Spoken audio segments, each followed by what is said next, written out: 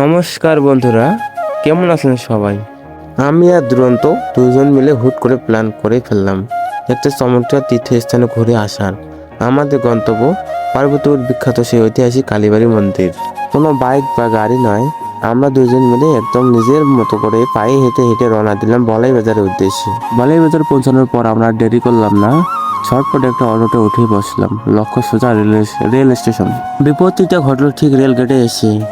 আমরা তখনও স্টেশনের ভেতরে ঢুকতে পারি নাই। হুট করে দেখি ট্রেন অলরেডি প্ল্যাটফর্মে ঢুকে পড়ছে। ব্যাস, আর যায় কোথায়?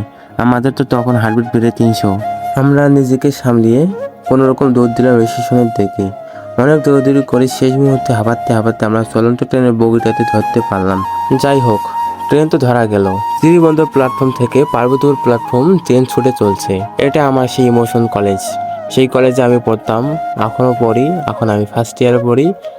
কে কে চেনো এই কলেজটাকে অবশ্যই কমেন্ট বক্সে বলবা। এই কলেজটার নাম কি তো অবশ্যই বলে যাবো কমেন্ট বক্সে। প্রাকৃতিক সৌন্দর্য দেখতে দেখতে আর ট্রেনের ঝকঝক শব্দ শুনতে শুনতে আমরা এসে পৌঁছে গেলাম পার্বতীপুর স্টেশনে। কিন্তু গল্প তো টুইস্ট আরো বাকি ছিল।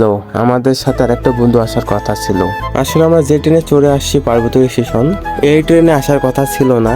ওই কারণে আমার একটা বন্ধু কল দিয়ে বলতেছে যে ট্রেনে তোরা গেছো ও ট্রেন না, আর একটা ট্রেন আছে, ওই ট্রেনে আমি যাচ্ছি, তোরাও এখানে দাঁড় হয়ে থাকো। ওর জন্য স্টেশনে বসে আমাদের গুনগুন করে পার করতে হলো প্রায় আধা ঘন্টা। অবশেষে ট্রেনের দেখা পাইলাম, যে ট্রেনে আমাদের 3 বন্ধুর আসার কথা ছিল। তো হ্যালো গাইস, আমরা 3 বন্ধু যখন একসাথে হলাম, আমরা এখন পার্বতীপুর স্টেশনে অবস্থান করতেছি। তো আমরা এখন কোন দিকে যাব আমরা ঠিক জানি না, কারণ কালীবাড়ি কেউ আজ পর্যন্ত দেখি নাই আমরা 3 জন। বাট এখন কোন দিকে যাব আপনারা কমেন্টে বলবেন। আমাদের ফোনে সেরকম এমবি না থাকে, আমরা গুগল ম্যাপে সার্চও দিতে পারতেছি না। আমি আন্তরিকভাবে দুঃখিত, ভিডিওটি 2 মিনিটের বেশি হয়ে গেছে। তো এই কারণে আমি চিন্তা করতেছি পরে ভিডিওতে আপনাদের সাথে শেয়ার করব কালীবাড়ি মন্দির। কালীবাড়ি মন্দিরটা কীরকম হয়েছে না হয়েছে আপনাদের সামনে পরের ভিডিওতে আপনাদের শেয়ার করব। তো শেষ পর্যন্ত সবাই ভালো থাকবেন। এখন আমি বিদায় নিচ্ছি, দেখা হবে অন্য কোনো ভিডিওতে।